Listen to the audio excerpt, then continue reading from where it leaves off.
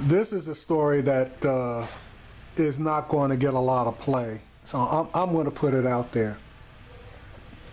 You get pricks like Donald Trump and these other Republicans that, excuse me, want to get on Obama about not uttering the term radical Islamist terrorist. And there's a reason for that. Most people tend to want to shorten things.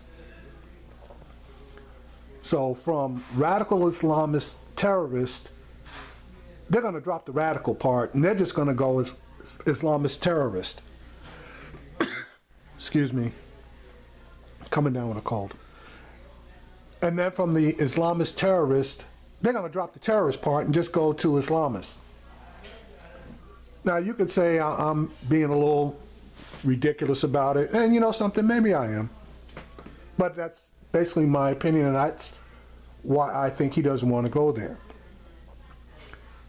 But here you're going to see a story where a visitor from the United Arab Emirates, which is one of the richest countries in the world, a tourist happens to come over wearing his traditional garb in Ohio. And some yahoo in Ohio sees the guy talking on his phone, calls 911 and lies and says that this guy's a terrorist and he's pledging allegiance to ISIS, which this guy obviously didn't do. The United Arab Emirates are not known or even unknown supporters of ISIS. They're probably one of the most stable regimes over in the Middle East. But when I saw this, it reminded me of a situation also in Ohio where a couple called the police and claimed that a person was inside of a Walmart pointing a weapon at various people. The police went into that Walmart, gave no warning to the person that was holding a toy gun a toy rifle in one hand and on a cell phone to his girlfriend with his other hand, and killed that man. No grand jury indictment, no trial, no nothing. They walk away free. But I failed to mention that the girlfriend of the man who was killed in Walmart was interrogated for 6 hours. Now, why she was interrogated, there still has been no answer on that. And just to add further salt to the wound, within 12 months she passed away. But this person was lucky that they didn't treat him as harshly as they treated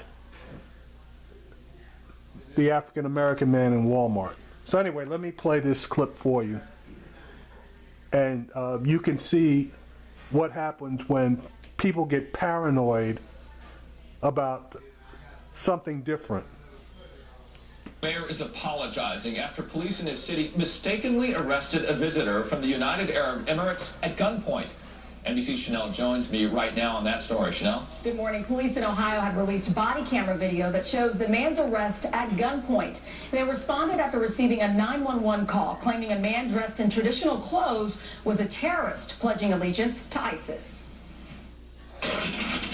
This morning, police in Avon, Ohio, releasing this body cam video that shows officers carrying assault rifles, rushing the hotel entrance as they confront a businessman from Abu Dhabi dressed in a traditional robe and headdress. Now, notice, the caller said that there was a man on a phone a terrorist pledging allegiance to ISIS. These guys pulled out everything under the sun based on a guy being on a phone. There was no mention of any weapons or bombs or anything, just a guy on the phone pledging allegiance to ISIS. Okay, now, I gotta be honest with you, maybe that's a crime, maybe it's not. Somehow I don't think it's a crime just to say that you like ISIS, but it could be, and correct me, I don't think so. I think that would put you obviously under surveillance and they will be watching the shit out of you, but as far as being able to legally detain you, I don't think so. But anyway, that wasn't even the case, so let's continue. There he is. Right there. Oh, no, get on the ground! Get on the ground! Relatives of a hotel clerk called 911 to report that the clerk had panicked after seeing the man, later identified as Ahmed Al-Manali, in the hotel lobby, speaking on his phone in Arabic and reportedly pledging his allegiance or something to ISIS. Now, if the guy's speaking in Arabic, how the hell did they know what the hell the guy was saying? So that's just a clerk that got paranoid and probably hadn't left his town in his entire life, that didn't recognize a person that's a tourist talking on the phone. Since he didn't understand what was being said, he panicked. Back straight out in front of you, don't Awesome, go in, grab his hands, cuff him up.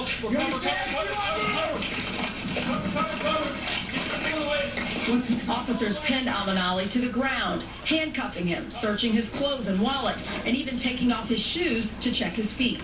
They have you remove your shoes. You got that? Al-Manali, who appeared to speak limited English, trying to tell the officers that he was a tourist. Not good this. I'm tourist, and this is good. Yeah, it's not good. It's right. About 10 minutes into... Now did you hear the attitude of that cop that said, yeah, not good, that's right? The asshole cops, they fucked up, and that's the attitude a lot of these cops have, that whatever they do is correct, but in this case, their asses are busted. The encounter, police finding no cause to make an arrest, allowed Al-Manali to stand up. He then collapsed on the pavement. You okay? He was later taken to the hospital as a precaution. Following the incident and a face-to-face meeting over the weekend at the Cleveland office of the Council on American Islamic Relations, the town's mayor and police chief publicly apologized to Al-Manali. No one from the police department did wish to disrespect you. It is a very regrettable circumstance that occurred for you. You should not have been put in that situation like you were.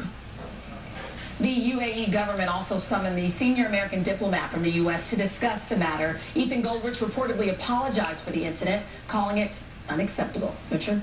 Thank you. Yeah, and that's just one instance.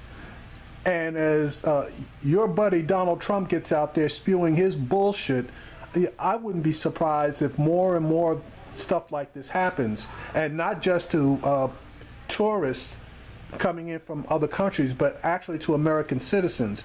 And you watch that shit get hushed up, because they're not going to want to advertise, how a bunch of yahoos are out there making bogus phone calls claiming threats that aren't actually there. So that's my take on this. That was bullshit, and it's happened before, and it's probably going to happen again.